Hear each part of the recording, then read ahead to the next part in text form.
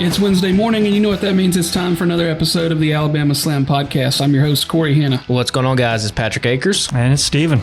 And we're going to jump right into it. We got a big week of wrestling to cover. Steven's got a lot of notes that I can't make sense of a couple of them because I probably don't remember what he's talking about. But we'll get into it. Let's jump into Dynamite from last week.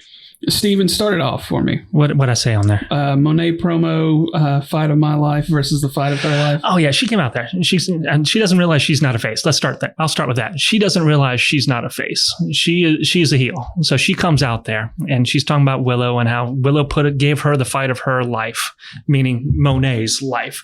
And that's bullshit. Don't say that shit. You say Willow gave me the fight of her life. You make it because you've overcome her. Everything else, that was not a challenge for you. You move on. You are trying to do other shit. This is just basic promo 101. I get that before the match, you hype the person that you're fighting. After the match, she was cakewalk. You shut the fuck up. Said other stuff in that too, because that whole promo thing was grumpy as hell for me. I'm sorry. She's not good at giving promos. What's up? I do not remember her being this bad. And maybe this is not me having a great memory, which that's entirely possible. But again, everything with her comes off stilted, stale.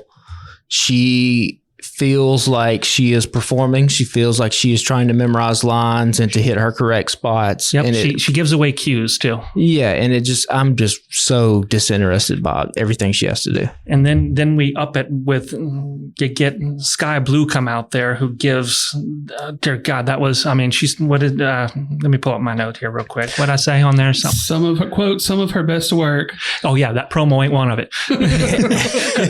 Knocking Monet out in the dark was some of her best work, but that promo that she gave right there, that ain't even close to her best work. We revisited. That was the basically the orgasm. Yeah, it was. I had forgotten that shit happened. And then when I'm like, oh yeah, and that. It probably should have stayed that way. We probably should not have remembered. You could have just had Sky Blue come out and did exactly what she did, just attack her. That's an easier way to go about going through it. So then she comes out and attacks, spins her around, grabs her, puts her on her shoulders. Monet's up there just hanging out on her shoulders, booking something on Kayak or Expedia or something, and then she hits a move. If somebody sneaks up on you and grabs you, put up a fight. Just make it look like you're trying to get out of the move instead of just being like, they didn't hit you, they didn't do anything. All they did was spin you around and grab you.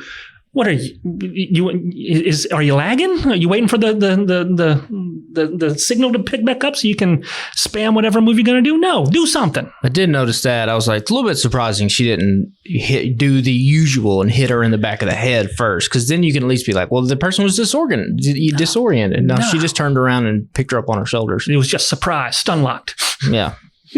But. So what do you mean by Swerve and the Raiders of the Lost match? Okay, so we get Swerve here. Gets match with Kill Switch. Kill Switch, the non-important part of the patriarchy. After he's already beaten the leader of the patriarchy. This match is a match that you have before your pay-per-view that softens him for Christian at the pay-per-view. It's like because they're working backwards. You had your blow-off match. And so now you got a blow-off match to your blow-off match with a non-important guy who's your blow-off match to. It's like they don't know how to write this storyline.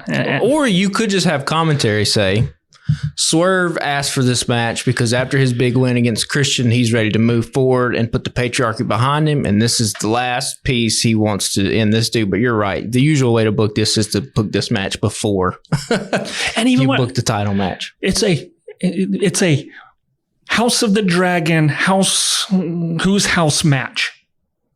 Quote unquote. This is sponsored by House of the Dragon. This is a House of the Dragon whose house match. Which I guess is why they had Kill Switch in there, because he's got the dragon-esque mask, but he's a dinosaur, right?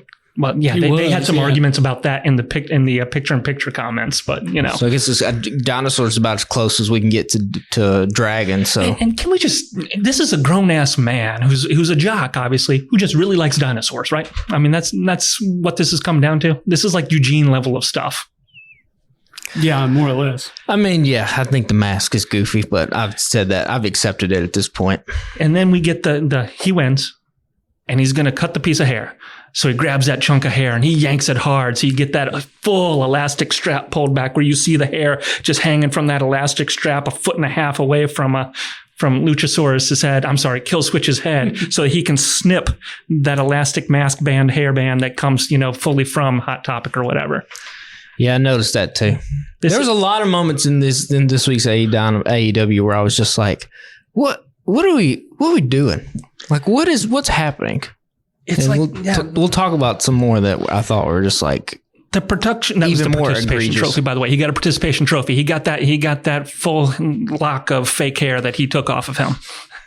Thank you for coming. Swerve does look cool though. I will give him that. Yeah. I like the Prince Nana and I like the Swerve get the duo together. I like the way he looks. He looks good with the title. He still is seemingly using the house call now more as the finisher and not the Swerve stomp. Although he hit the house call on this one, then did the stomp, and then hit the house call. Well, he hit the stomp and then Kill Switch kicked out. Then he hit the house call. Which, why do you kick out? I mean, if you hit him, I think hopefully the reasoning is because you're going to kind of phase out the Swerve stomp and make the house call. But he made the house call before that one. Well, it's a little bit like Nakamura's knee. Nakamura in New Japan, there was a time where like the one knee would do it, and then towards the end of his like top level run, you had to hit the knee like 12 times to really put somebody out. A little bit like Omega's V trigger. That used to be the finisher, and then like eventually people just start kicking out of it. You got to keep hitting it multiple times. Well, that's what happens when you give it to let the EVPs have it, and they just weaken it with super kick parties. Next note is Orange Cassidy turns down the Callis contract, and then Trent jumps him, and then Trent and Don do the best friends hug. We called this last week. I think this was my favorite part of Dynamite from last week. I thought this was outside of the Cassidy getting like not great color when he was trying to gig himself. It just didn't work out that well. I actually thought this was well executed. Yeah, I didn't have an issue with this either. Although my biggest issue with this is Don Callis towers over Orange Cassidy. Yeah, Callis is a pretty big guy, both in height and size. It's rough watching managers be bigger than your stars. But it's a good look for Trent. He looked good in the get up with the what was he wearing, like the all black get up. He looks good like that with the studded loafers. Yeah. So and this is it's a story for him, and they're keeping the story going. I think he should beat Orange Cassidy the next time they face. I'm guessing they coming back for another. I mean, that's the only downside of this. Is we've already seen him lose to Cassidy twice. Well, I think you got to put a stipulation on this one, and I think you have to let Trent win so convincingly that Cassidy gets some time off. You write him off television for a little bit and say, hey, why don't you go to Mexico for 6 weeks? Take a break. Yeah, take a break. I like that they had Stokely and Statlander come out there and basically kind of do a minor swerve of, like they're accepting on behalf of Orange, but really they're really accepting on behalf of Trent. Yeah. And then Stokely's and Chris's promo afterwards, where he said she's recovered from 2 ACL surgeries. Some of you bitches get a sinus infection. You're out for 2 weeks. He said, I'm not even talking about the women. Yes, that's hilarious. That was great stuff. Why has Stokely not been having more promo time? He was off TV for a while because he was in the backstage role, and I guess they were like, man, we really got to have Stokely on TV. There are so many decisions that this company makes where, as much as I love them, and I do love them, and we're about to come up on some bad ones right here. It's like Stokely is a guy that if you're just looking, you'd be like, that dude's charismatic. Why is he not on the show every week? Oh, he's hilarious. And him and Orange go back a ways too. They've had some fun, stupid matches. Yeah, it's like, why is Hook on TV every week and not this dude? I don't know. Maybe they've kind of figured it out now because he's been back for a while now. At least a couple months with Willow and Chris and them. I like that you don't even include that whole segment. We're just going to pretend like it didn't happen. Which one? The learning tree. Oh, we don't have to talk about everything on the show. I don't want to talk about the learning tree. I'm just getting to the point where I'm like, fuck it. We don't have to talk about. We don't talk about every match every week. Like there are some people that like what Chris Jericho is doing. I think he is accomplishing what he wants to accomplish in the sense that he's going to get heat on Brian Keith. I will give you that. I think he is doing what he wants to do. I'm just 100% not interested in watching what he wants to do. The best thing that came out of that, though, is you got Samoa Joe that may be mentoring Hook. And I might be in for that, but I ain't holding out my breath that Hook becomes something good. I'm not holding my breath on that either, but I do like that's at least a unique pairing. And you could look at the two guys and be like, yeah, maybe there's something there, but But the rest of this was garbage. I hate all the rest of this. Why is Brian Keith coming out so angry? What is he angry about? Just love him like bucking up on fans, and none of the fans are like reacting to this. Nobody's like, dude, what's going on? Why are you out here? Mad at the world. Anyway. Because he doesn't respect Chris Jericho, man. Okay. That's such a cliche, tired way to go about something, but the learning tree thing is dead on arrival for me. Yeah. The Elite gift Okada a Lamborghini. That was pretty funny, his reaction. They stripped the TNT title from Copeland and give it to Jack Perry, like Patrick called. Then enter Christopher Daniels as the interim EVP. Daniels says that Perry has to earn it via tournament and that the first match happens on Friday night. Dynamax. Let's just clarify what he said. I said Dynamax, and I was like, was I drunk typing, or is that a Steven added comment? That is me. He came out there and said the first matches will be happening on Friday Night Dynamax. And you've got 3 commentators out there. And none of them corrected this to say Rampage. You don't even give a shit about your shows on Friday, man. Well, they probably didn't listen. They were too busy trying to make each other laugh about some shit. Let me talk about what I liked about this first. I think Okada has really good comedic chops. He's the only one that's over in this thing. Yeah, absolutely, 100%. And he's probably got the best, quickest shutdown of CM Punk chants ever. Shut up, bitches. And they pop for it, and they're like, yes, we're bitches. Immediately. And then his little reveal of the Lambo where he starts crying, puts his hand over his eyes, and then when he takes his hand back away, he just stone faces it. He is brilliant in what he's doing right now. This is a perfect pair. Now let me get to everything that I absolutely fucking hated about the rest of this. This pissed me off so much. Why are we doing another tournament? Okay, before I get to that, let me just say this.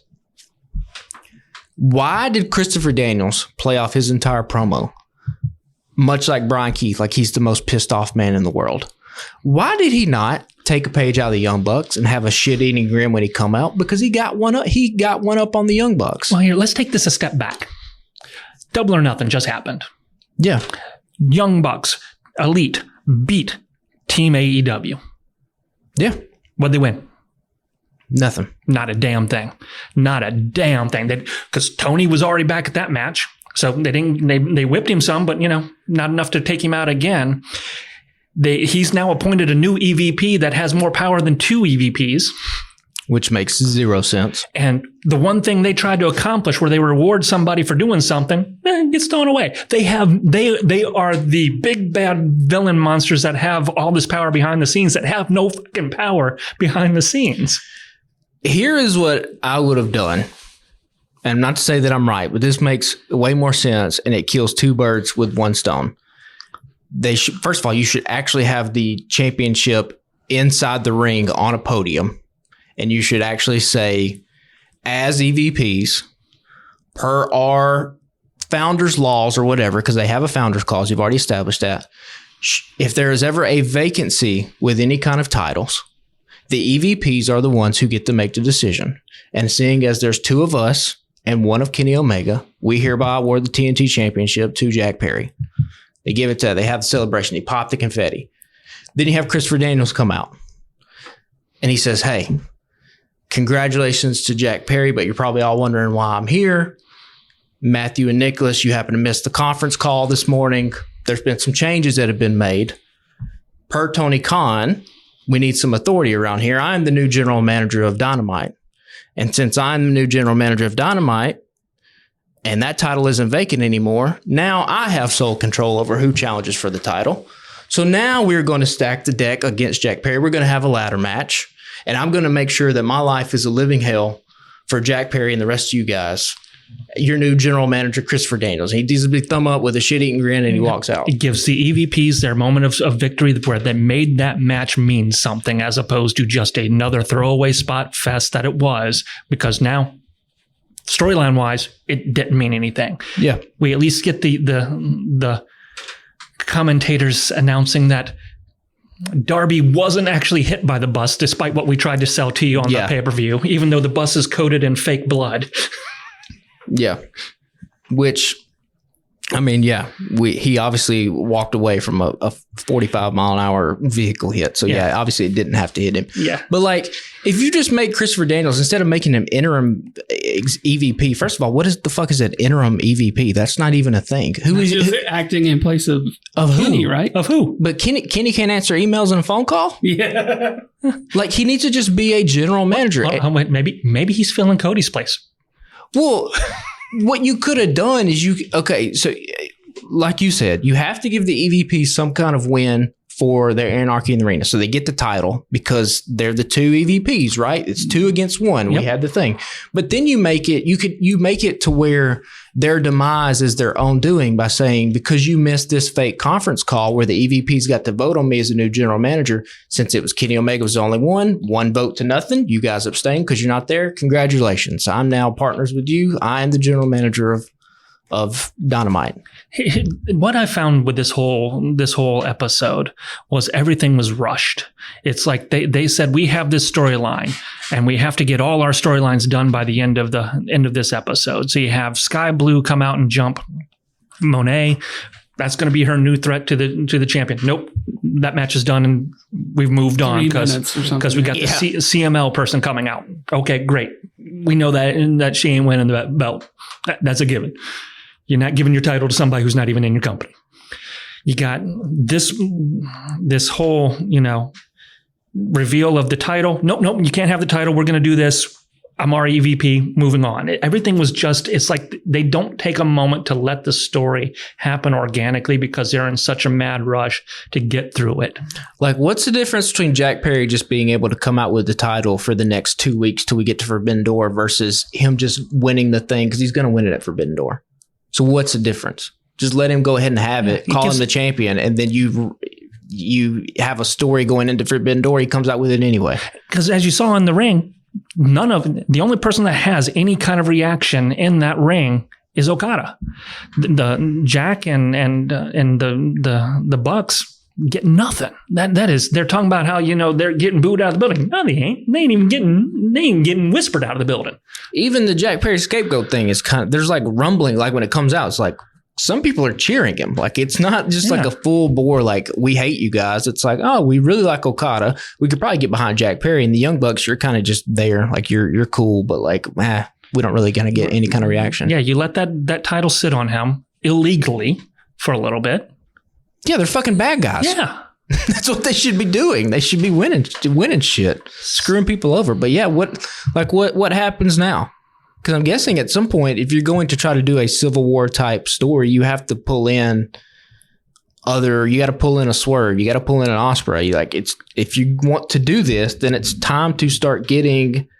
And, you kind of did see it Wednesday with the Acclaim coming out and backing up Daniels. Which is, to me, I mean, that's the worst people to come out and back you up. Yeah, I mean, you need people like that. That's the next evolution that needs to happen. I mean, these are guys who just lost to the jobbers that now have the belts. And then Christopher Daniels' power is fucking meaningless because we'll talk about that when we get to Collision. It doesn't even fucking mean anything. So what does it matter? We got one last match for Dynamite Suicide Casino match. It was Jay White, Pac, Mystico, Ospreay, Shota Umino, Claudio, Leo Rush from out of nowhere, Orange Cassidy, Hechicero, and this whole thing was wild. How pissed off do you have to be if you're like, say, Rush, or I don't know, Trent, or anybody else that is backstage that is actually on the roster, Brian Keith, any of these people that you're passed over for half a match that's not even from your company for this? Well, maybe they were number 12 through 21 and they'll get their own world title shot after Mr. Roderick Strong gets his. But I don't mind having the multiple guys out there because you are trying to build up a pay-per-view for Forbidden Door. That's a joint thing. I do find it kind of interesting that like the one title that is seemingly you could pretend is like up in the air is Moxley's IWGP title, and there's kind of no story there about who he's going to face in 2 or 3 weeks. And if you were to point to one title that could change hands at Forbidden Door, it's the fucking New Japan one that the AEW guy has. Takeshita. I mean, you'd think he would show up, right?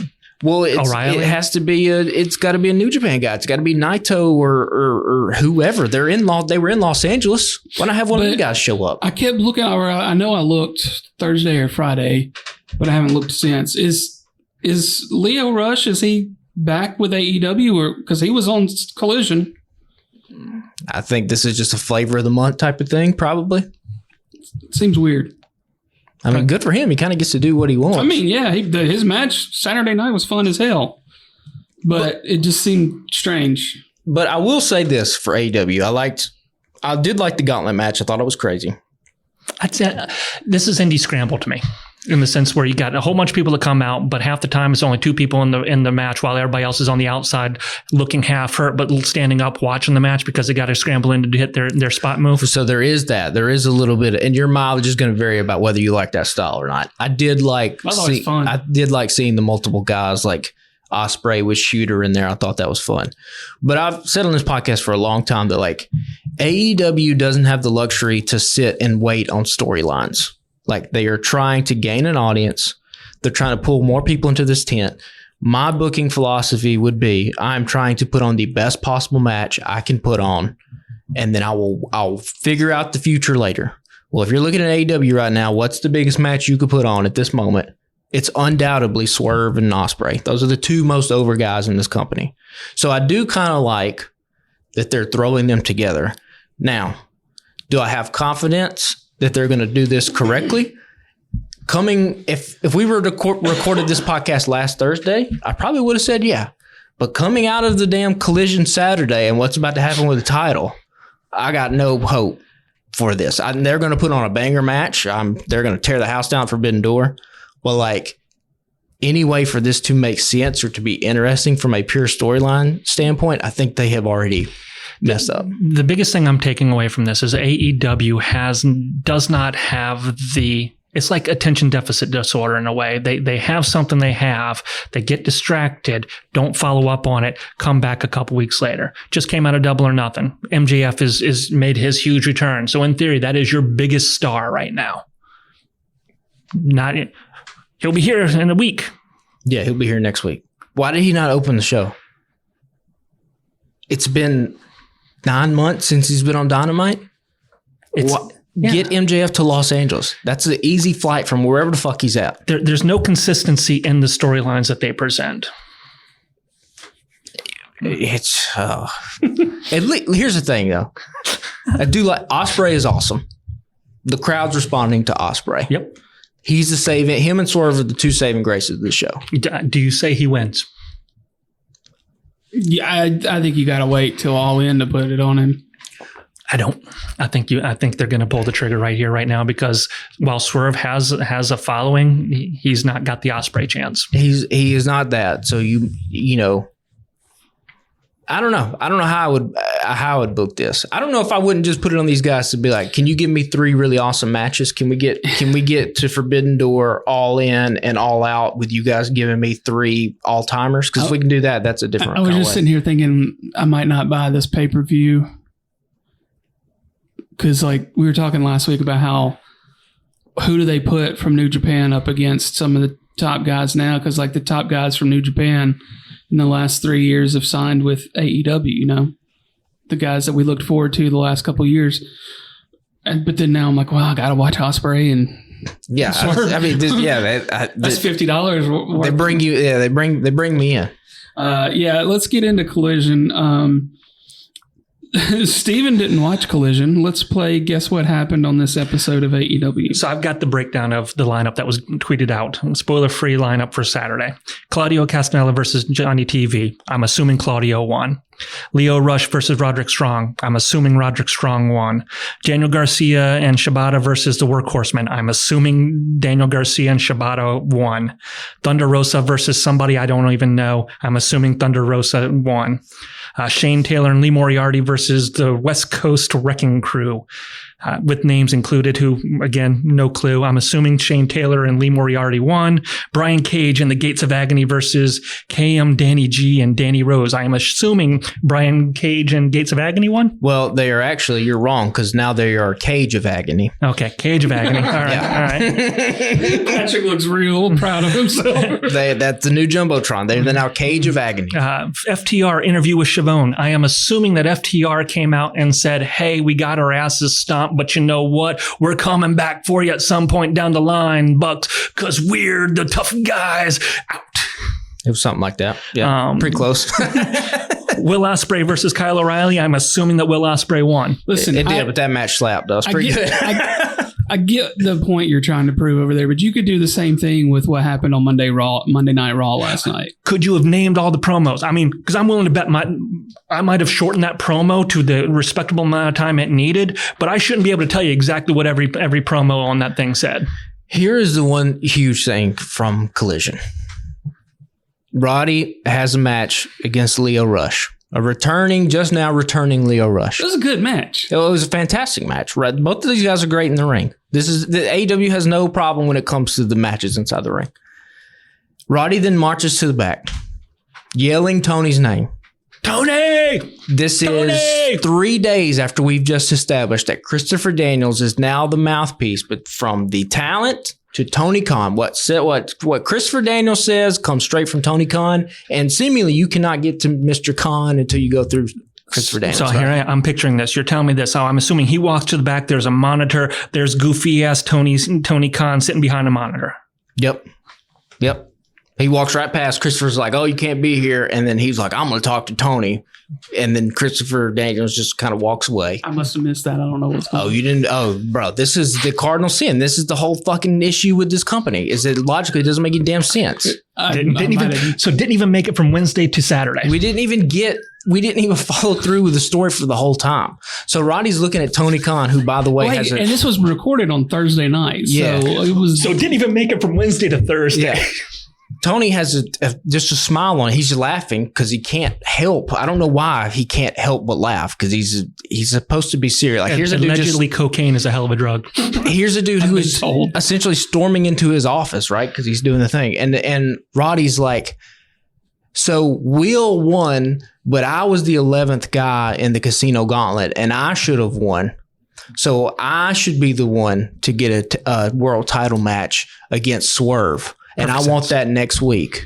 And Tony looks at Christopher Daniels and goes, "That's a fantastic idea. I love it. Swerve versus Roderick Strong for the AEW World Championship next Wednesday night." Why? He lost to the dude that won on the pay-per-view before, okay? The whole rules of the Casino Gauntlet match is that it can end at any time. That's the whole thing they said. So theoretically, the first dude in could just beat the shit out of number 2 and then win, and all the other guys just say, well, fuck. I mean, that's just the way it goes. Now, that's a stupid way to do a match rule, but that is the match rules that you said. Also, if you're Tony Khan, who's the 2 biggest superstars you got in that company right now? Swerve and Ospreay. You have a huge pay-per-view coming up. Would you not want to try to protect the main event? What the fuck happens if Swerve gets hurt?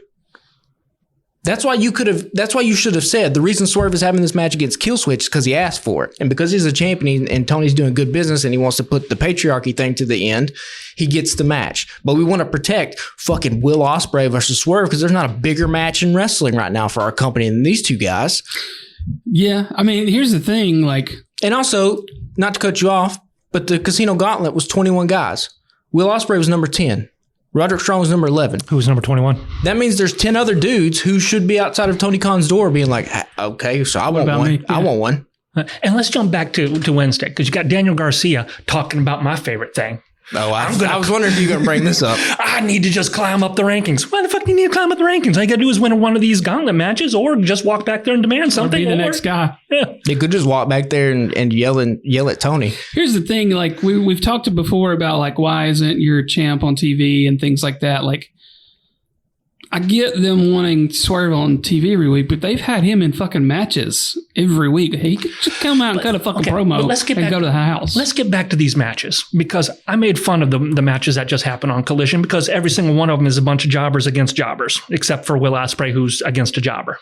He's a good job. O'Reilly's a good jobber, though. Yeah, that one was good. I didn't have zero care for O'Reilly before he was injured, but since he's come back, he's got a little scrap in him. Tell me who has a winning record on this, in theory, that you've seen. I'm not doing this with you. I mean, Claudio Castagnoli, Johnny TV, Leo Rush, Roderick Strong, Daniel Garcia, Shibata, the Workhorseman, Thunder Rosa, Renee Dorada, who's Shane Taylor and Lee Moriarty, the West Coast Wrecking Crew, Brian Cage, Gates of Agony, KM, Danny G, Danny Rosa, FTR, Tony Schiavone, Will Ospreay, and Kyle O'Reilly. There's only one person on here that has won matches consistently. FTR. Well, it's also everyone got a winning record. Thunder's got a winning record. It's weird because this was not a live Collision. They taped it, so everyone should have been there on the roster, been willing to work. Yeah, it is kind of weird. Johnny TV is ROH, right? Yeah. I mean, Leo Rush, we don't know what his status is. The Workhorsemen are enhancement talents. Renee Dorada is evidently probably from CML, is my guess. I think so, yeah. Yeah. The West Coast Wrecking Crew is enhancement talent. KM, Danny G, and Danny Rose, I'm assuming, are enhancement talent. And Kyle O'Reilly is the only person on here that's actually a Will Ospreay and Kyle O'Reilly, the only ones where it's AEW versus AEW. I mean, now, point taken. Let's go back to Wednesday. We had Sky Blue and Monet, AEW versus AEW. That's fine. You had. But Sky Blue is a jobber. I mean, she ain't winning. Listen, neither of us are out here defending Collision right now. But my problem is Killswitch is a jobber too, though. My problem with Collision is that I spend Saturday being excited that there's an AEW show on. I'm going to have some bourbon and I'm going to sit in my recliner with my dog. And then halfway through the show, I'm like, God damn, they let me down every week, right? There's some good matches. Leo and Roddy was great. I thought Ospreay and Kyle O'Reilly was a fantastic way to end the show. The rest of the show, I'm just like, why can't we build this show up? The problem with this company is not the wrestlers. Well, but it is. No, I know. The wrestlers themselves are doing phenomenal work. Everyone is busting their ass in that ring. No one's half-assing anything. The problem is everything else around this show lets them down. From the creative to the production to the storylines they're put in. It's just Will Ospreay is basically getting over on his own, because really they haven't put him in a situation where he's been helped in any kind of way.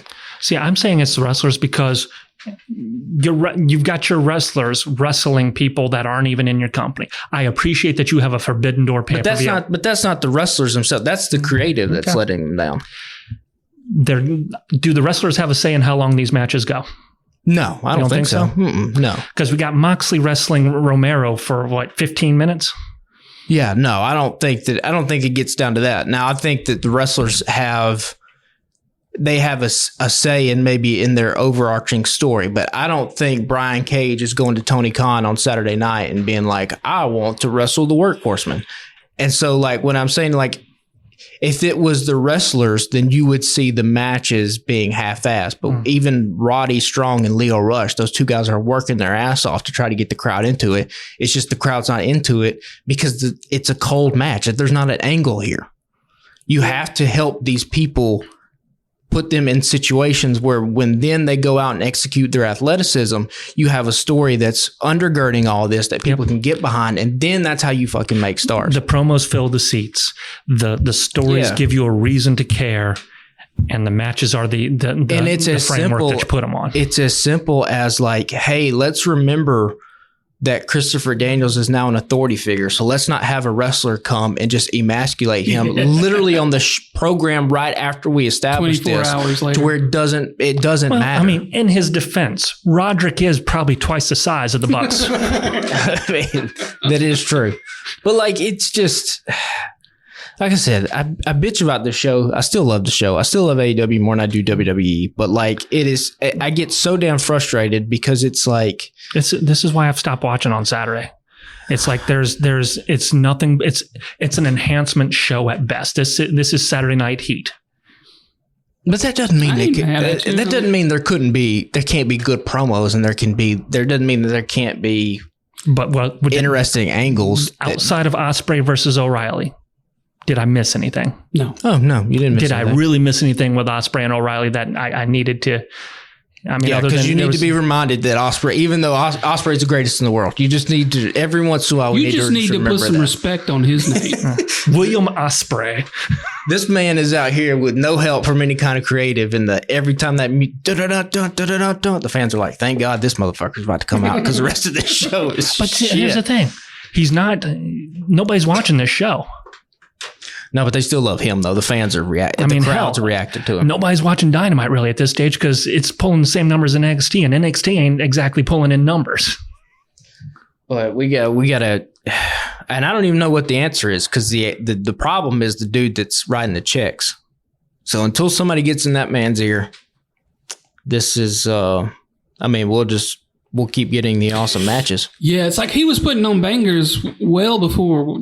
They had talent. They've always had talent, but he was putting on banger shows well before they had this roster. But now he's got this roster, and it's like he can't figure out what to do with it. He's got too much talent in his hands, and he doesn't. This flavor is great. Ooh, this flavor is great. Ooh, this flavor is great. Ooh, this flavor is great, and he just keeps on sampling. And he's got a couple flavors he goes back to because I'm assuming the checks are high enough that he remembers. Oh, I paid a lot for this flavor. I think he needs somebody in his corner that only cares about the creative of the company and has like the overarching story of everything that's happening at their best interest. Now the wrestlers selfishly, they're always going to look out for themselves, right? Like Chris Jericho's always going to pitch stuff for himself and blah, blah, blah. That's why you have a writing team that can look at the cast of characters you can assemble and say, yeah, but that doesn't make sense in the overarching thing of the whole narrative world building we're trying to do here. That's the problem with the show. Everything is a one-off. Yeah, I feel you. I think I'm ready to switch gears to WWE if you guys are. I want to say, because you had Collision is weird, and I said, nah, it's AEW that's weird. Because we get Tony Khan speaking this week. I don't know if you saw this interview. We're talking about Ricky Starks. He'd love to have him on the show. Just come out and be honest. Just say Ricky's going to WWE. It's no different than any other kind of sports. If you have a superstar that's about to get traded at the trade deadline, he doesn't play. He sits. Why? Because he's about to get traded and you don't want the dude to get hurt. In this case, in AEW, I'm not putting Ricky on TV because in 3 months, he's going over to the other company and I don't want to dedicate screen time to him. Even though I just did that with Andrade, even though I did that with Jade Cargill, even though I've done that with Cody. But maybe he learned his lesson. Maybe after the third time, he was like, fuck it. We ain't doing this again. It's just, but still, he's constantly giving us the inside sports. Why is this different? Maybe he actually likes Ricky. I don't know. And doesn't want to do that to him. But that's the reason. We all know that's the reason. Maybe this whole thing that Cody can't talk about is that he and Tony didn't get along. Like, he still gets along with the Bucks. We know that. And Kenny. Oh, yeah. There's something there. There's something between Cody Rhodes and Tony Khan. I don't know if Ricky's going to go to WWE at this stage because the amount of contract news that has come out in this past week that just seems contradictory at times. I don't know what to believe on any of this. So I've decided to believe none of it and move on. Yeah, well, let's lead off with that, talking about WWE. Gable's supposedly coming up, right? Mm-hmm. We know Becky's officially expired over the weekend. What did they say? Ricochet's coming up as well? Yep. Summer. Who are those the only two? Dijak is coming up at some point too. I think there's one other. But Ricochet ain't going anywhere, right? And neither is Gable. It depends on who. If you ask Will Ospreay, Ospreay seems to think he's going to swing over there right here, right now.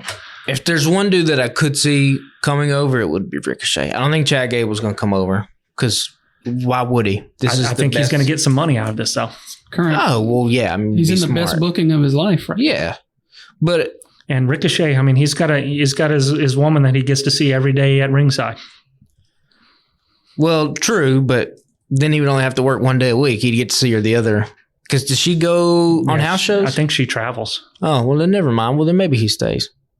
But also, it's like, if you came to AEW, like, you're kind of going to be the same spot you are in WWE. Like, well, I mean, that's what kills me. Is like anybody who comes over at this stage, you've got to look and say, well, I have to work. I don't have as many shows, which is correct. You don't even have that many shows because you're not going to be on there every week. That's just a given. yeah. So, I mean, you're going to wrestle once a month, maybe. Hell of a check for once a month, but you're losing a lot of your exposure and your limelight if you're in it for the glitz and But the if you're a glory. guy like Ricochet, like, okay, so I can either go wrestle Will Ospreay and lose and probably have a lot of gifts and Twitter reactions, or I can just get speared by Bronson Breakker and have to be in Iowa City and Idaho on Sunday night. Like what's the trade? I'm up at the same fucking spot. Why don't I just do less work and be at the same spot? Maybe. At least they actually let him put on a fucking match with Braun instead of just being like, I'm going to take a spear and Well, be out for a second. there are some people like a Jade Cargill, for instance, who their skill set is better suited to WWE.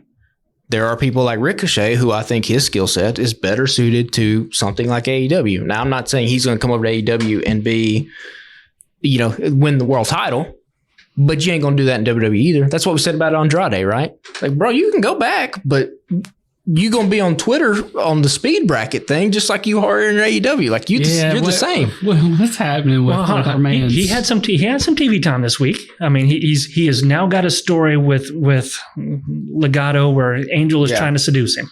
He has pointed out on Twitter what we have said, which is like, why is all the Hispanic people got to team up and fight against each other? This is what, did y'all see that on Twitter? No. Yeah. Someone was like, why? He's already. Someone tweeted in Spanish, and it was basically translated. It was like, why do all the Hispanics have to fight each other? And his response was, I asked the same question or something like that. But I can tell you, I mean, for years, they have wanted a mask versus mask match at WrestleMania so that they could sell the shit out of masks. And I guarantee, even though Vince is gone, that dollar sign is in somebody's ear there. But Chad Gable will stay. There's a 0% chance I think he comes. I'm willing to bet Becky's out for at least a year.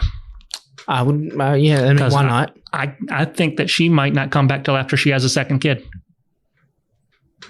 She will definitely, though, be taking a Jacksonville meeting with Tony Khan just to see what the number is. Oh, and just to bump up her WWE money. Well, if the number's fucking stupid, if that motherfucker's going to give you $8 million. I mean, come on now. Rumor, and again, I don't know. I didn't see the check. I didn't see the contract. $15 million for MGF right now per year. And if you're gonna make that stupid kind of investment, because hell, Bray Wyatt got fired for $4. Yeah, and he was moving merch. Like, at some point you got to say, like, do I just take this man's money? Is it irresponsible of me to not take this man's money? Can I get it all up front in case this is the one that breaks us, kind of like the Outsiders broke WCW? You can't take it with you, dog. If you're Tony. Why not? And listen, he's not going to run out of money. Well, maybe you should spend some of that money on security on planes. Oh, there, and the thing that we've kind of circled around everything with AEW is that, like, the NBA media rights deal, Turner lost that. So if Turner doesn't keep AEW, has that officially been said? It's basically I think they're going to wait till the NBA finals to announce that Zasloff and Warner have lost the NBA completely. If that happens, Warner has no kind of live programming whatsoever. So I think the thing that Meltzer reported was like AEW might be in the $110 million like TV rights deal range. Like, well, shit, that's enough to make the company profitable. I can keep going. But is it? If let's assume the 15 is right on MJF. Yeah, Will's got to be somewhere probably between 5 and 10. I mean, so all those contracts, and if you're dropping big money, because Mercedes didn't want to go back to WWE because she wasn't going to be making Becky Lynch money. So she's making bank over here, so she's got to have a big check. Becky comes in, she ain't going to be making Becky Lynch money because Becky's better than her. But I think that's probably why they're doing the Arlington shows too, the residency, cutting production costs. I mean, that's the thing. Like WWE doesn't have to worry about this stuff because they're a publicly traded company. And you remember when WCW started doing the residency shows out of Club La Villa down in Panama City? Yeah, but they ain't got. Or TNA when they were doing the residency shows down at Universal. Well, TNA ain't got Tony Khan, Shad Khan money. They ain't got pockets like this. So everybody's worried about Tony Khan. Then it came out like, oh, they just picked up a yacht that was like $55 million. Like it's a different level of money, you know. But well, I mean, they get guaranteed money because of the NFL deal every year. Yeah, but I don't think Becky Lynch is going anywhere. I don't think Chad Gable is going anywhere. Ricochet is one I could see. Dijak, he can go to MLW or he can go play with Smashing Pumpkins. It's the same. It really doesn't matter. So what did you want to say about DIY and A-Town Down? I think it's hilarious that Waller is just talking mad shit about Austin Theory throughout all these matches while he's not even wrestling. I mean, he's letting Austin carry all this stuff, and it's basically setting up the breakdown of that team. And I'm assuming the return of Austin to the way. Austin Theory is like watching. This would be like if you were watching. I don't want to be too exclamatory here, but like if LeBron James was being coached by like the worst possible basketball coach in his rookie year, and you go, damn, this dude has so much talent, but like they just keep putting him in shitty positions. Austin Theory legit should be right where Gunther was at and fulfilling his role. This motherfucker has more talent than 99% of people who have ever stepped inside a ring. I think we're getting to the point where they're gonna have him switch to a face role and be invested more in him. But it should have is it not obvious to everybody else? I guess what I'm saying is like, the casual fan has to watch Austin Theory and be like, I know this dude keeps losing matches, but there's something way different about him than everybody else that wrestles on this show. Do you think casual people see that, or does it not matter to them? I don't think it matters to them. WWE, you're not watching the wrestling so much. It's a byproduct, but realistically, I assume that most people watch wrestling while doing other stuff.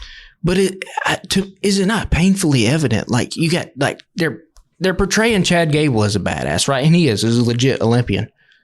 Bro, Austin Theory weighs 50 pounds more and he's 6 inches taller. Yeah, one of Jamie's problems with the show last night, she was like, why are these three people kowtowing to Chad Gable? She was like, beat his ass. Yeah.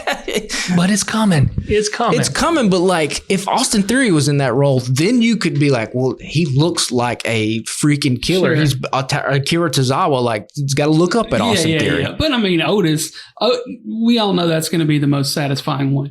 It's just, that was her thing last night. She was like, why is it? I was like, I don't know. He's like, because they are in an abusive relationship. Yeah. They are an abusive. We can get to Raw here in a moment, but Raw is full of abusive and harassment, toxic relationships. I'm in a toxic relationship with Raw right now. Yeah.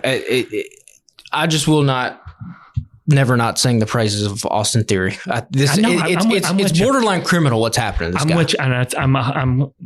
I think once you get him back with Gargano and Ciampa, you will see a different side of him. And then I hope in 2 months he beats the shit out of both those guys.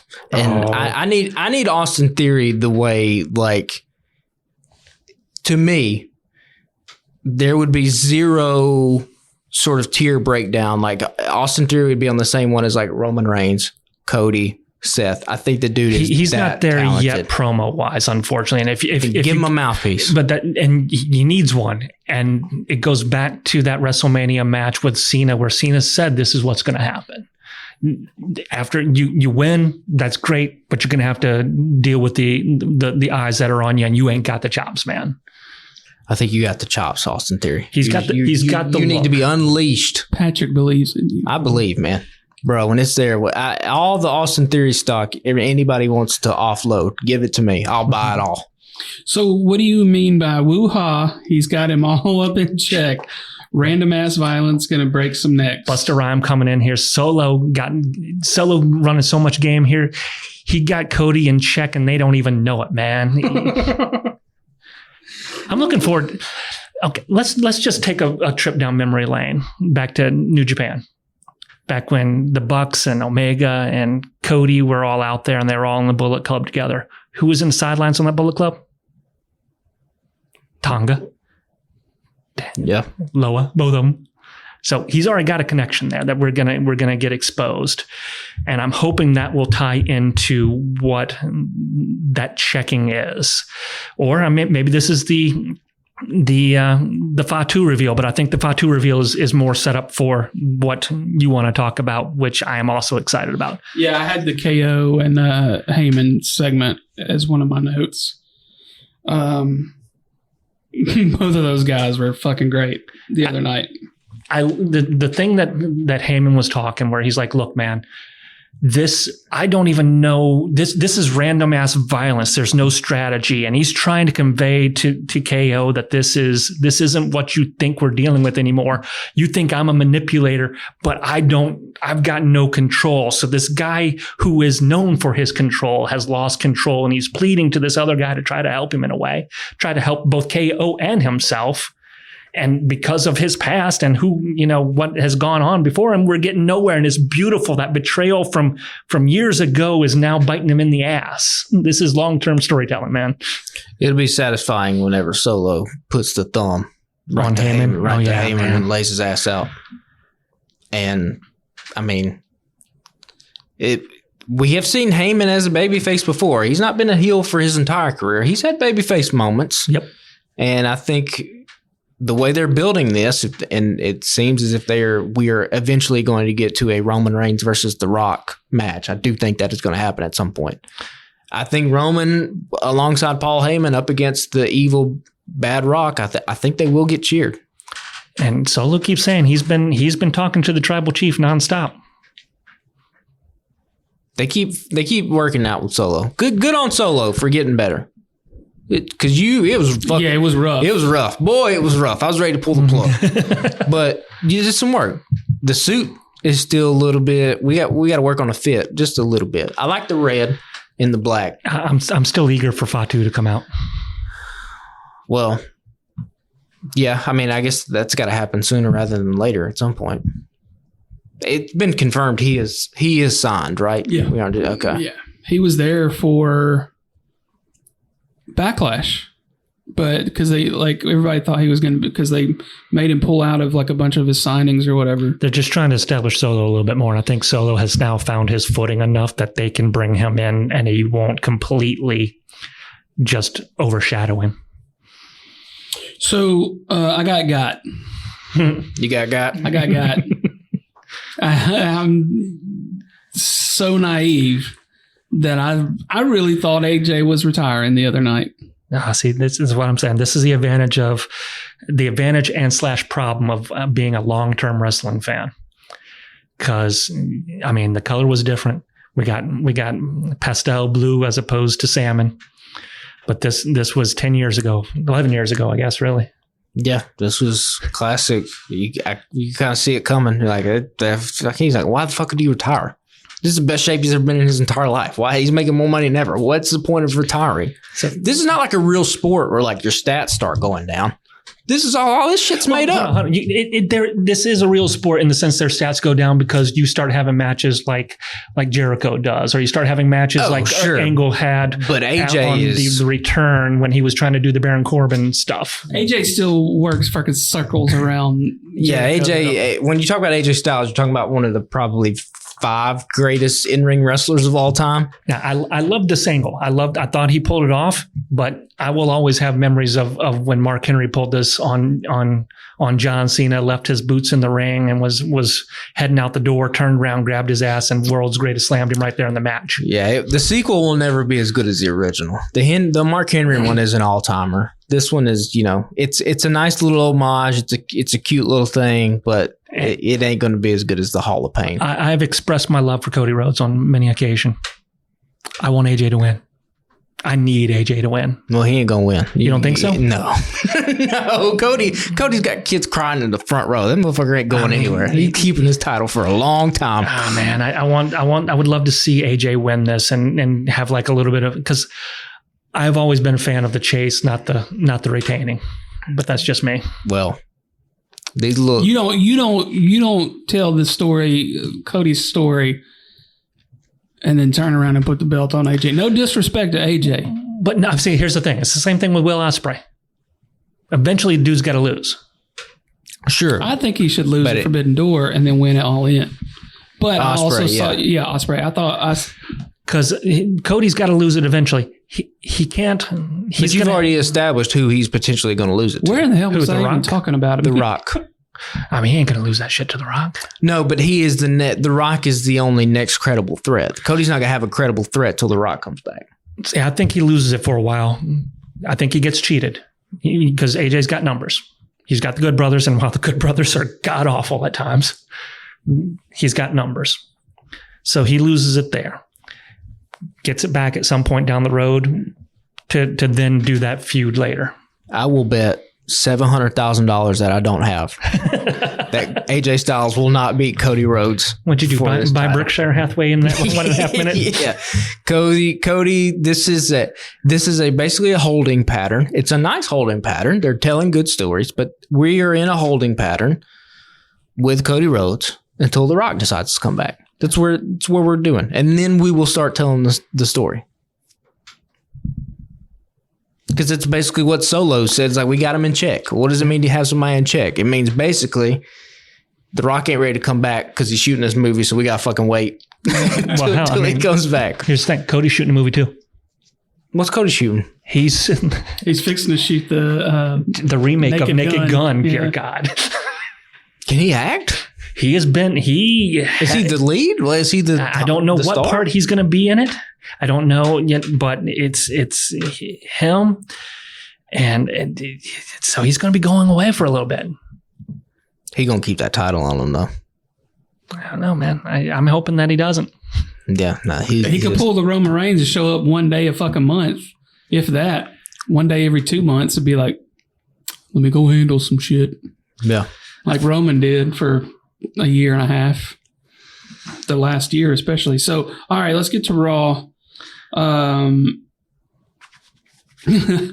Steven writes, as the Judgment Day turns, Dom and Liv, Finn playing cockblocker, JD gets organized, JD finally looks savage, Damian needs something. I'm sorry, JD in that case is Judgment Day, the first one. The Judgment Day gets organized. JD McDaniels. There you go. Finally looks like a savage. And then Damian needs something. Braun with the reverse choke slam entertain me.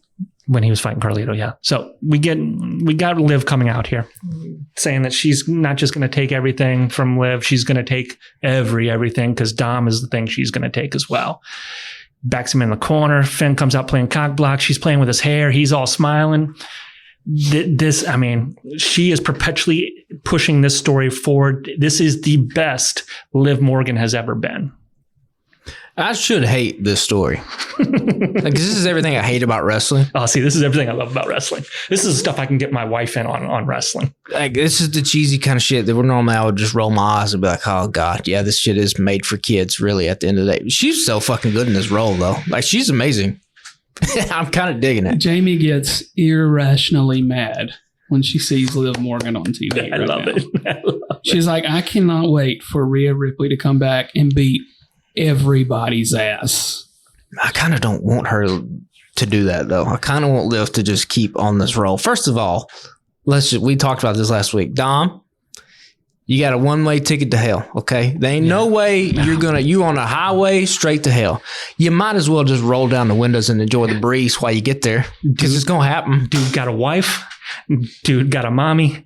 Dude got a side chick. And I mean, listen, the mommy ain't never showed you this kind of love whatsoever. That's the title of the episode: a wife, a mommy, and a side chick. Did you see the interview he did with? It was on some Spanish-speaking podcast or radio show or something, where the host was talking about how he went off about Rhea being hot, and Dom just, what'd you say? Don't be talking about her. You're disrespecting me. You're disrespecting her. And he just keeps on saying, he's like, little Dom bucking up, defending mommy. Well, bro, she ain't never been like that when them cameras is on. And Liv Morgan, she been like that since these cameras been on. So I ain't telling you what to do, but like you gotta be a strong man. Sometimes just give into it. You know what I'm saying? So there's like two main stories going on Raw right now. We got the Judgment Day stuff, and then you got the Alpha Academy stuff. Those are your two main stories, and so many things are. The WWE is doing the opposite of what AEW is doing, in the sense where AEW hyper focuses on individuals and to its detriment. Whereas in this one, you have so many different moving parts that if anybody falls out, like you're talking about what happens if Roderick or Roderick injures Swerve in that match, because you've lost your main event there. Whereas in WWE, if Drew falls out, CM Punk falls out, any of those, when they fell out, the machine kept on moving and the storyline kept on going. You've got Damian interacting with the Drew aspects. You got so many different moving parts that if somebody goes down, the next man's up. And that's to their credit. Yeah, I mean, that is the machine that WWE has built. Damian Priest sucks. He like I said, he needs something from this. When did Judgment Day turn into a fucking biker gang? Have they always been that? Have I missed this? Where did the Prospect shit come? That's straight out of Sons of Anarchy. They have kind of, when did they transform? None of them riding motorcycles. Well, nobody's riding motorcycles, but when JD came in, they started going that direction. Then you had the R-Truth trying to get initiated. So it's been going that direction for a while. They have definitely lost the occult bullshit that they originally had. I just watched Damian. They still got a clubhouse though. It's still shitty with purple lighting. They still call it a clubhouse. What do motorcycles have? What do motorcycle groups have? Granted, but it's fucking stupid when they call it that too. They have been a biker gang for a while. They were just, they were the Satans of Anarchy for a while, and now they're just. But if we went down a list of what are the most interesting parts and who are the most interesting characters in Monday Night Raw, how far down that list is Damian Priest? Oh, he is definitely not carrying his weight with this aspect. Finn is showing more character. Fergal. I recently learned his name is Fergal, so now I have to say Fergal whenever somebody says Finn Balor. Mr. Davitt is showing more character with less lines than Damian is with a microphone in his hand, because he is stepping in, just being that interposing figure between Liv and Dom. He is showing more character work than what Damian is. Damian, meanwhile, is that distant authority figure that wants to be pleased but isn't pleasing anybody else, kind of thing. Well, there's nothing interesting about him. Yeah. He's got no Riz. He's decent. He gets zero Riz. The Riz is somewhere else with somebody else. Liv Morgan has all the Riz. But like, does he have a cool look? Yeah, but he doesn't, for a big guy, he's not like Braun Strowman, okay? And he doesn't do anything cool like Braun Breaker. Okay, so let's get to Braun, because Braun comes out there to fight Carlito, because Carlito has more personality than him, but that's a past carryover for where somebody that had a lot of character and has some cred to him.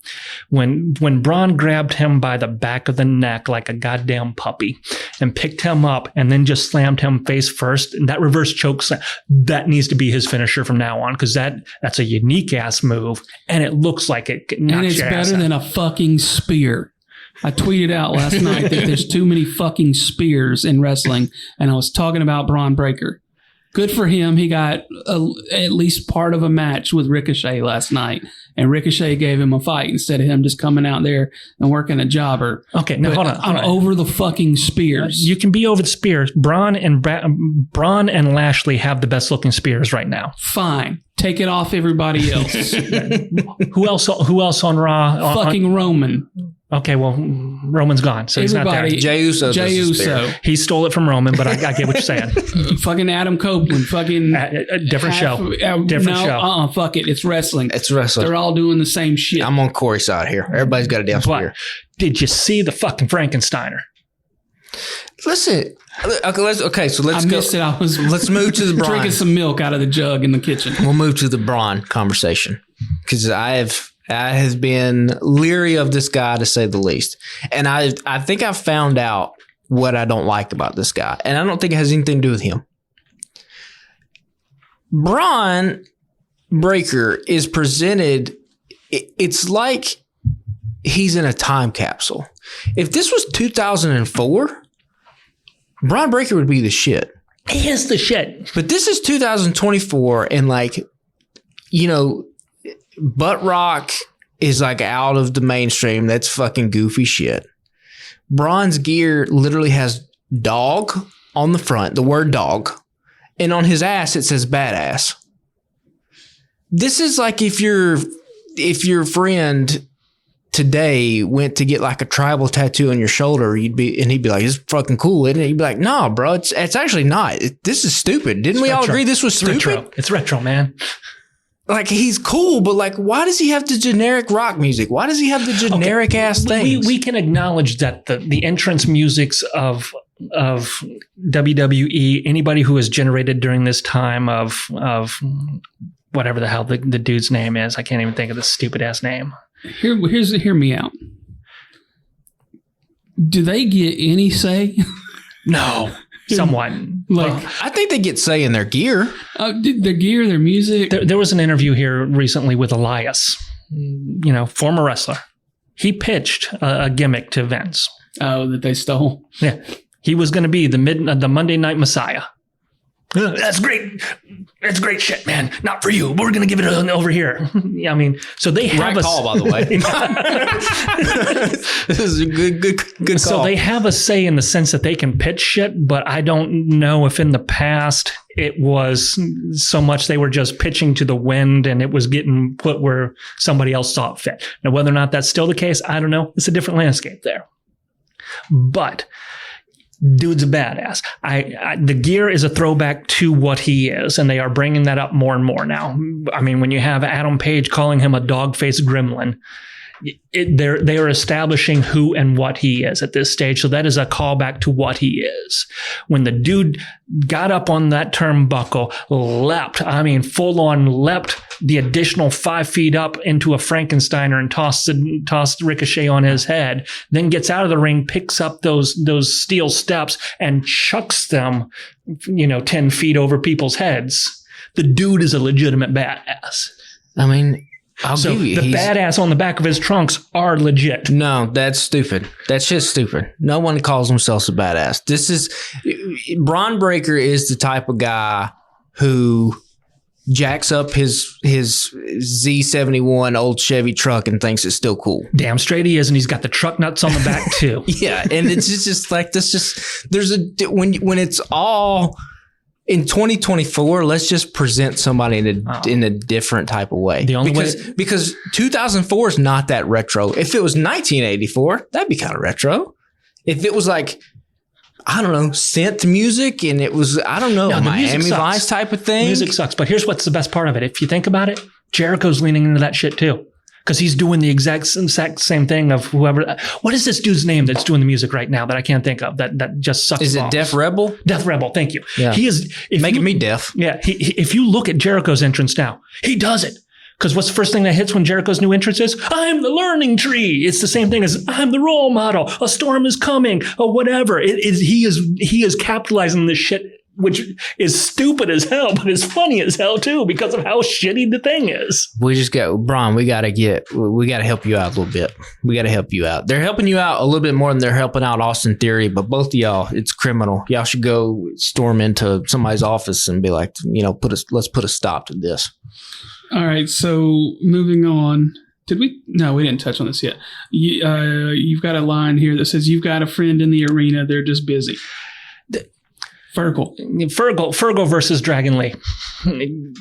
Dragon Lee is out there getting his ass beat by the Judgment Day. Not just Finn. He's not out there alone. All of them. All of them. They're all out there just whooping this poor man's ass. Who comes out? Not damn soul. Rey Mysterio's in the building. We know this because Rey Mysterio has a match later. Who comes out to help Rey Mysterio when the Judgment Day does this shit again? Dragon Lee. So he's got friends who are on his legitimate LWO tag team. Nobody comes to save his ass. what is the point of having friends, establishing factions if nobody's going to come out and help you in your faction? This is like Tony Khan got a hold of this part of the show. They sent him a little word sheet. He got to write out this little part and be like, well, this is what I would do. Just have a baby face get beat down. We've seen him all his friends and nobody come out to save him. I mean, this is right up there with Edge getting his ass whipped. And meanwhile, let's cut back to the back where there's Briscoe and whoever the fuck he was talking, Eddie Kingston. Eddie Kingston. Oh, you're getting beat up. Ain't that a shame? Yeah. Fuck it. It's just a rare misstep logic-wise from the WWE. Most of the time, they're just boring. They're not bad, but they're just... They missed that one. Yeah. So the next note says, should he stay or should he go? Alpha Academy, Gable and the Greats. Evidently, if you listen to the hype sheets, Friday is the day. For Gable? For Gable. Friday's the day. Well, yeah, he's now been booked in a match beyond Friday. Yeah, he'll be fine. He is. I mean, this is your second major storyline in this episode, and it is. I'm loving it. I am eagerly awaiting we almost got it. We're getting hints of it because now it's not just Maxine standing up. Tasawa started to kind of stand up. Only one that's left is the one that everybody's really, really wanting to stand up, and he came close. And the crowd was chanting for it before. I don't know if you guys caught that. There was an Otis chant even before any of this stuff was going down. So he's right there on the cusp. The only thing, and this is me being super, super nitpicky, I need Chad Gable to tone his performance down just by like a couple notches. Oh. He's in moments where I think it would be more effective if he was super quiet and just death staring somebody. He's doing the There's a little too Vince McMahon-y. It's a little, yeah. Well, that's always been the case with WWE. They crank to 11. But the good thing, I think, and Sammy's actually a really good example of this, is in the moments where Sammy needs to amp it up, he amps it up. But in the moments when it's more effective for him to tone it down, he does that. Yeah, Sammy is really good with that kind of character work. You know, Chad's not there, and Chad's also not got a lot of reps at something like this, right? This is the biggest profile thing that Chad Gable's been a part of, really, since he's been in WWE. You've always been my main guy. Yes. Yeah, just a little good job on faking that injury. Yeah, that really hurt. Yeah, like I think it'd be more effective if he came back and was like, you come back from commercial and he's just death staring, like, is he going to snap? And then he just starts clapping, and a slow smile breaks out, and he goes, "You guys played your parts, fantastic. Let's just dial it back." Just a little bit. But even better, we saw in the background, Gable. Who's he back there talking to? He's chatting up the creeds. I missed that. I missed that too. See, there's some shit that happens because I fast forward some shit. People are like, "You catch the Uncle Howdy stuff?" I'm like, well, first of all, I don't give a fuck about any of that stuff till it actually comes on. But like, I'd see the pictures of the background. I'm like, I got to fucking squint to even see that shit. Yeah, because you had a couple different ones coming in, and some of them paid off on the show. Other ones did not. You had Isla Dawn and I forget who the other fire and whatever it is. Oh, the redhead girl? Yeah, where they were talking in the background when Sonya was talking to Zoe and Shayna. And so you kind of had them, they were like talking, pointing, talking some smack. So then you had that match when they come out, they had foreshadowed it. So we've got Gable being foreshadowed in the back there. We've got Dominic and Finn being foreshadowed in the Liv Morgan stuff. So, there's a lot of stuff going on in that background. Speaking of things that got fast forwarded, Natalya channeling the best heart. She was in the back and she gave things need to change, man. Enough is enough and things need to change. She is a direct quote from the best heart, Owen. Yeah, say something. No, I like Owen Hart. I didn't see the segment. I fast forwarded it. Yeah, I fast forwarded a lot of WWE. She is done. She is done with losing. Enough is enough. Something's got to change. So if Owen, it's a callback to an old Owen promo where he had been in a similar kind of situation. We're getting ready to see bad guy Natalya. And then she'll just lose again. Yeah. Well, yeah. I don't care. It was no Owen Hart reference. I was happy. So Orson Welles took over directing duties. Let me guess. It's a 4-minute single camera shot from the side of the ring. Yes. I saw somebody retweeted today and was like, oh, once again, WWE stumbles upon something pretty cool and fresh and new, and then they just run it in the fucking ground. Yeah. God almighty. This was full on third man, where it was just this long ass shot just back and forth around the post, left and right. And it was okay. Don't get me wrong. It's okay, but I don't need this every time. No, every show doesn't need one of these. You should reserve it for big moments like Sami Zayn's entrance at WrestleMania. That's like the perfect thing. It's a perfect way to use it. It was that, to me, it really is one of the best entrances of all time because it broke up the monotony of everybody having these crazy fucking long pyro extravagant WrestleMania things. Here's a moment where all the hubbub gets to die down. We get to be with this one single character as he's about to go on to the fight of his life and probably get his ass whooped, but here he is with his family and he walks through and he finds his best friend and they hug and he comes out in the thing and it was just beautiful. And then ever since then, you just fucking want to beat this horse until the bitch is just bleeding dry in the field. Just let it. Can we be artistic just a little bit sometimes? Can we not bastardize everything? Well, here's the thing. I mean, let's be honest. When somebody has a gimmick, when somebody has a trick, they ride that shit. I mean, when was the last time you saw a J.J. Abrams movie that didn't have a lens flare? When was the last time? I agree, but it pisses me off when I see it then too. When was the last time you saw a Shyamalan movie that didn't have that twist where you knew going in there's going to be a twist? But it's been years since I've watched a Shyamalan film. Oh, he got a new one coming out. It looks pretty good though. He does not. They always get you. Hold on. That's the thing. Me. He does not. That's his daughter or son. I don't know what it is, but he's not directing. He's just producing. It's a different Shyamalan that's directing it. Yeah. Well, fuck, I just got Shyamalan twisted. I thought it was him. It's a real life Shyamalan twist that just happened. I think that's probably it. If you guys don't have anything else in the tank. Yeah, Mariah May continues to be my favorite. So we will just... What did she did she even show up? Yeah, she was there. Oh, bro. Where was she at? She was in a Tony Storm backstage promo that happened on Collision that I was fast forwarding off Collision, and then I saw the backstage promo and I started fast forwarding Tony's part, and then Mariah May came in and I unpaused it, unfast forward and watched Tony it. Storm, she's in a feud with who right now? I think she's about to go up against Mina Shirakawa, the hot Asian girl that is friends with Mariah May. You think you can come in here flinging yourself around and steal my people away from me?